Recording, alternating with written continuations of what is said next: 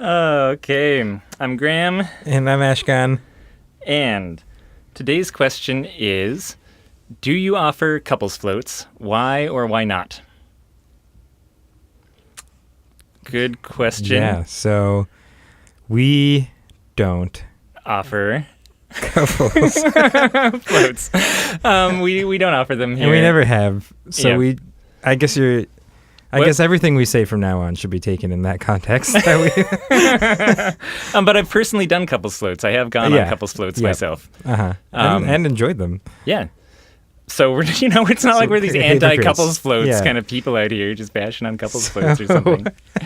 Why not? So why don't we offer couples floats? Yep. There's a couple reasons. See? See what I did there? That's pretty good, yeah. Okay, what are they? Okay, so here's my biggest one, and it's interesting because it's also what I hear is the biggest reason to do couples floats.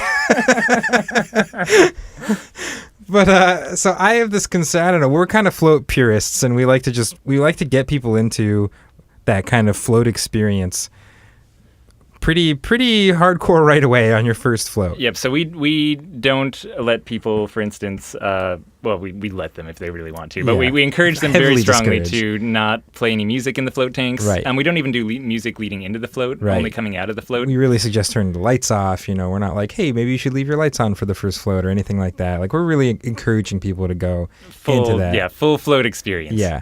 So again, keep that context in mind for the rest of this. But part of it is I don't want people to choose going into a float tank for a couple's float with their, boyfriend or girlfriend or whatever, because they're nervous of doing the normal float by themselves. Mm-hmm. Or the other reason is because it's cheaper, right?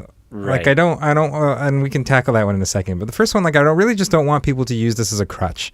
To be like, oh, I want to go float, but I'm feeling kind of nervous. Like maybe this couples float thing sounds a little less intimidating. Or I want to go float, but it sounds too expensive. I could save some money by hopping my in girlfriend. There. And so, because those people, I think a lot of times were they to not have that crutch, they'd probably still come in and float, and they probably go in there and have a really nice float experience. We don't have a lot of people coming out and being like, I just couldn't handle that or anything like that. So I kind of like giving that extra push, not having those things where they could fall back and go away from that kind of full-on float experience available in our center. And that's and the thing you hear about the benefits of couples floats is basically exactly that. Like people say, it's a really nice introduction to it. Like people who are too nervous, who maybe wouldn't even come try floating in the first place, feel a lot more comfortable coming in with their boyfriend or girlfriend. People who want to save money on it actually get a chance to come in. Yeah, so the same things that to us are downsides are highly positive for people running couples floats. Right. That this is basically a way to ease someone in who would then become a regular customer who would have never floated at all had you not had that kind of easing in sort of process. So I think, to me, the biggest thing that comes up, which is probably one of the reasons that we haven't done it as well, is this concern about sanitation now that you have a second person in the float tank. Right. And by that, I mean, so there's a couple ideas there. One is sanitation in the sense of cross-contamination between people, like you'd have in a hot tub or something like that, and that a lot of float tanks, their disinfection systems are running in between people as opposed to during the actual session. But I think that argument is really easily countered by the fact that you're getting naked and going in there with someone else voluntarily. Like the chances that you're already cross-contaminated in some way or that the float tank is really the least of your concerns is pretty high. Right. Like the person that you would be in the float tank with is probably someone who you've had more intimate interactions with than being in this float tank. Yeah, and so that's like the health department concern. Like that's if you bring this up to a health department about couples floats, that's what they'll bring up. And I think a really good argument is we're not forcing people to get in there with strangers.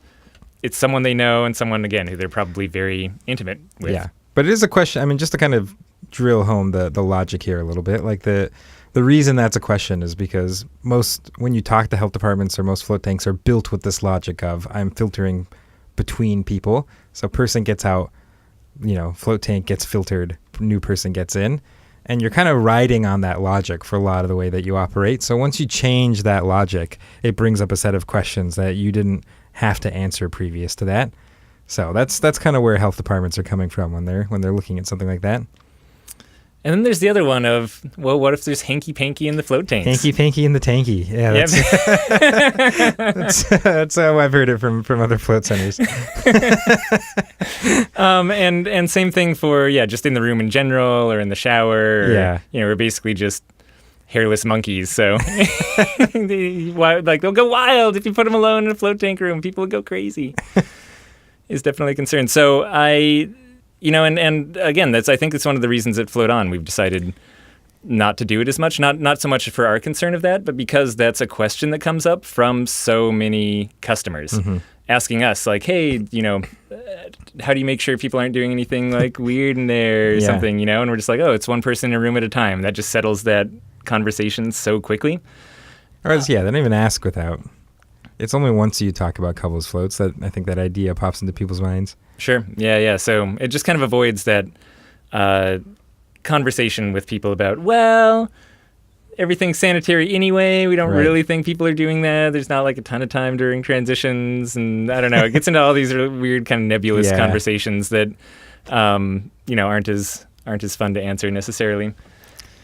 So, I mean, all that being said, it is still not like when I've done it personally, it's a nice experience, and I wouldn't describe it the same as being in the float tank by myself. Like, it definitely felt like a different type of experience. And personally, it's not something that I'd want to do like every single time as opposed to floating by myself. I think I definitely prefer floating with myself above anything else. But it was like, I understand the merit of offering it, and I understand like that it can be enjoyable. Yeah, for sure. And same over here. I've had some really good experiences doing couples floats.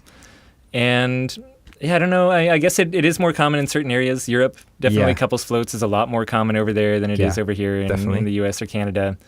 And it's a good success. They, is what we hear from them. That's what they say, is that the couples floats has been a big help to their businesses. Yeah, and oftentimes that like the bulk of why they are able. So, for couples floats, it saves the people going in money, but it also makes you more money per tank session. And so for, 2 tank centers, 3 tank centers over there in Europe, we've definitely heard that being able to get pretty much twice as many sessions in theoretically has been like the difference between them succeeding versus having to go under. So yeah, I mean, it's interesting. You make a lot more revenue out of the same float tank, which is very appealing for that in the sense of your books. But I don't know. To me, that's one of the things. Like, if we were to ever offer it, I like wouldn't even want to offer a discount. Like, I want it to be twice as expensive, or maybe like more than twice as expensive. Like, I just really more don't than want twice people... as expensive really gets into uncomfortable ground there. Like, that actually feels like we're doing floats with a happy ending or something. Trust me, it's worth it. I really don't want people to make that decision purely because of they're going to save a few bucks. You know what I mean? Right. So maybe the same amount. Like, you instead of doing one float for $70.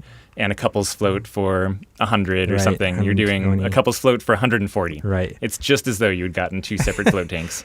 Yeah, which sounds really unreasonable from a customer's point of view, I think. They're like, what the hell? But yeah, I don't know. That to me is it's a hard question to answer. So, yeah. So sorry for such a meandering answer again. So that was our highly biased opinion on couples floating. Yep. And keep sending the hardballs our way. Go to floatanksolutions.com/podcast and shoot us over your questions. Yeah.